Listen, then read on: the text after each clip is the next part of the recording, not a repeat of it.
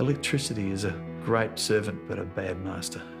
It certainly needs to be respected. Because we use it in our daily life, most people just become complacent, and it's only when something goes wrong that we realise what power's behind it.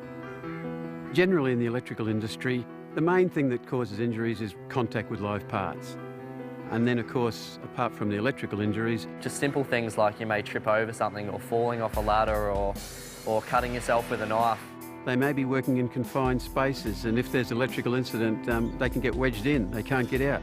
If you get injured with electricity, you are going to hurt yourself, either in a small way, which means 2 to 3 months off work, plus all the pain and suffering, or you're going to damage yourself all over the place. You're going to be in pain, you're not going to look the same, you might lose arms and legs, you are not going to be able to play footy, chase girls, anything like that. If an electrical incident happens, there's not generally too many second chances.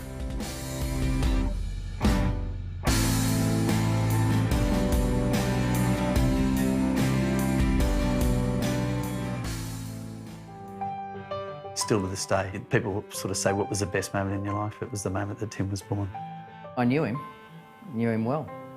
I saw him growing up around the yacht club at Sandgate. I knew Tim since I was probably about 8 years old, through just being local. He'd love getting into Cabbage Tree Creek with his tinny and his mate and fishing rods and crab pots, and up the creek they'd go and they'd be gone for hours. He loved it. We thought we were right little Huckleberry Finns and built ourselves a barge out of 8 44-gallon drums and whatever timber we could salvage from around the area, and had to launch it down into Tim's Creek and tied it up. We really thought we were captains of the sea then. It looked like a piece of footpath that somehow they'd got to float. It was never hard to find passengers to take on the barge or in the tinny up to the camping spot. He always drew people to him. He was that sort of likeable, knockabout character that you're unlikely to forget. Tim had just started his second year as an apprentice electrician, and the electrical contractor that Tim worked for had a job to service signs for a fast food outlet, and for this particular task they were starting in Brisbane, travelling all the way through Queensland. I think that there was a lot of expectation on a very young set of shoulders. He just tried to do the right thing and tried to earn the respect of the employer so he could be called a good employee. I do remember the morning that I last saw him.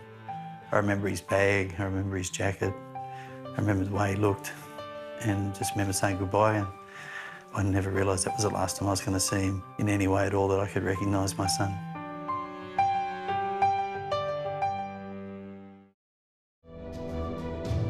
The day it all turned pear-shaped was the 14th of August. It was the last job on this run that the boys had been doing from Brisbane through to Cairns. The work that Tim was doing was very much electrical work. They were exchanging the light bulbs, they were changing the ballast, I had to check all the wiring and stuff inside. Working inside the signs was not live work because they could unplug it, so that created a level of protection there. They had a bit of trouble trying to find a position to park the elevated work platform on the day. When I look back at where it was, I couldn't think of a worse place to park it. The supervisor put it directly under the high voltage power lines. They'd worked for a while, had morning tea, and it was the first task after morning tea. The supervisor was doing some other work and he put Tim into the elevated work platform, and Tim had large aluminium rods in the bucket that he must have been taking back up to reinstall in the sign. When the bucket got up high enough, he wasn't being watched, so he didn't have a spotter to keep an eye on him. He's almost gone straight up, and the metal that he had in the bucket with him has gone well into the exclusion zones and either contacted the line or gone very close to it so that it's arced over. Yeah. He got the full force of all that power all over him and right through him. They were able to actually manually lower the EWP from the ground when they got it down. It was just basically a charred body. It was just a devastating scene. It was a bit like a trauma zone. There was burnt equipment, burnt clothing. I remember they gave us back his safety boots. even that were burned. The ambulance that picked him up from the accident scene took him to the Cairns Base Hospital, and he was taken into intensive care. And just to see Tim there, I didn't even recognise it was my own son. I just hope and pray no other poor parent has to walk in and find what I found that day. My beautiful boy was not a beautiful boy. He was devastated. Burns are such an awful, awful injury to suffer. I didn't know what to do. About day 7 or day 8, the doctor came in and said, if he stays here, he will die. If he has any chance of living, it's a matter of getting him onto a flying doctor flight and getting him to Brisbane.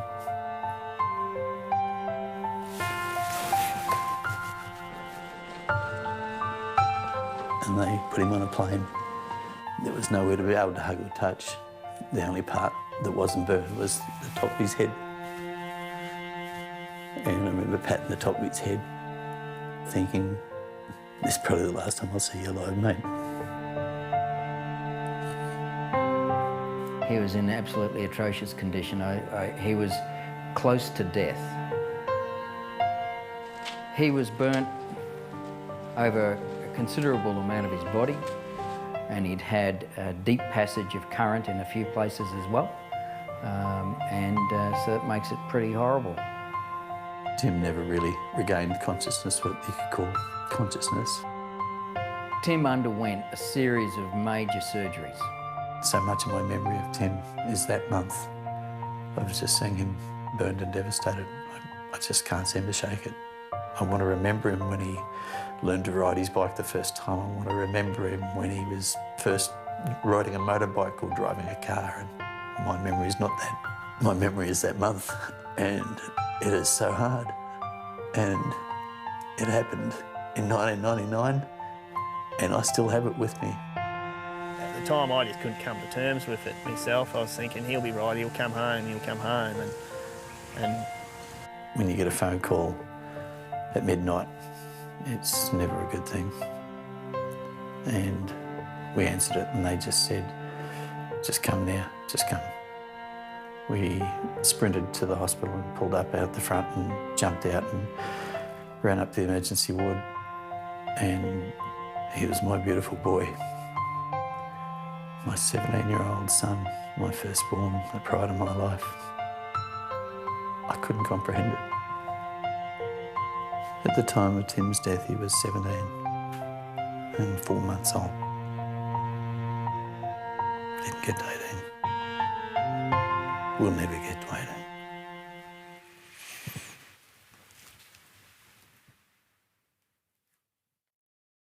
It's had a huge impact on everybody.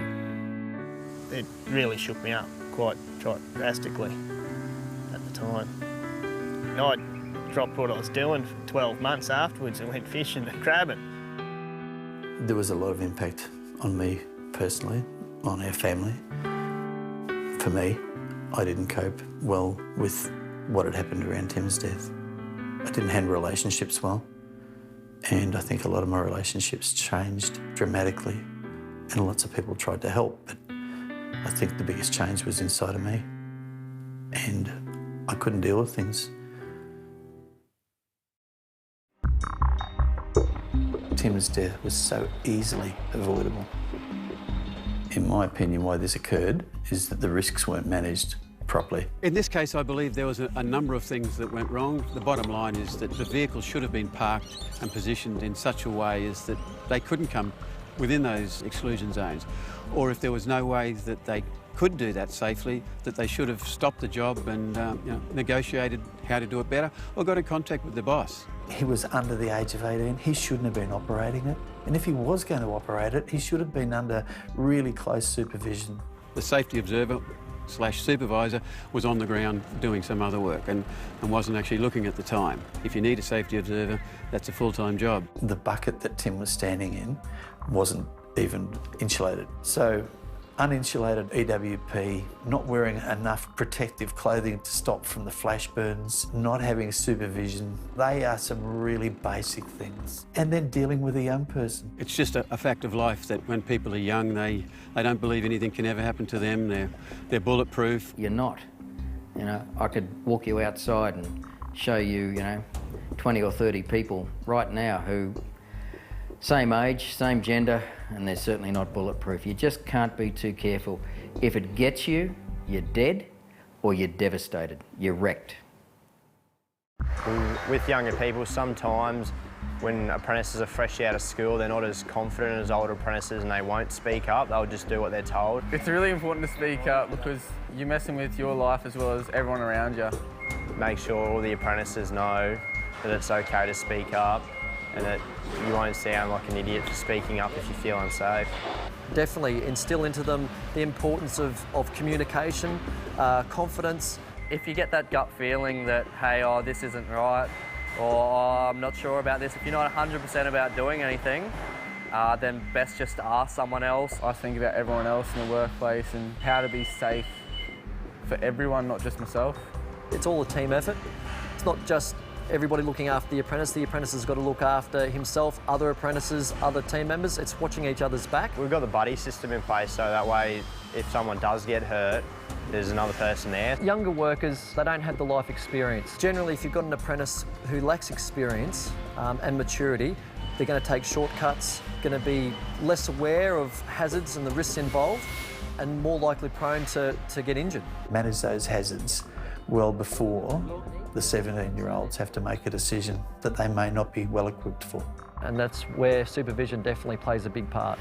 A key message from me, for what it's worth, is a young apprentice can never assume that they know what they're doing. So to always relay information back to the tradesman, what they believe they've got to do and what's expected. I've been in safety for a very long period of time and often get told the story that sometimes the safety steps that people want to put in place are too hard. It takes too much work. I can tell you a much harder job I had, and that was trying to work out what to put on Tim's headstone. It's been devastating and it's taken me a long time, but I've been able to resume a normal life, and I've got people in my life that love me and that I love them. My passion for safety is very strong, and I've got a responsibility somewhere along the line to try and help somebody else to stop going through what we went through. I owe it to Tim to help get his story out there because he can't talk for himself. If Tim was alive today, we'd still be mates. We would have progressed into bigger and better boats and bigger and better adventures, but it's all past tense. It's what ifs, and you can never bring back a person that's been taken from you. I'm sure Tim would have been married by now, and I'm sure I would have had grandchildren by now. I'm sure I would have experienced lots of other wonderful things with all of my kids. I'm sure life would have been totally different.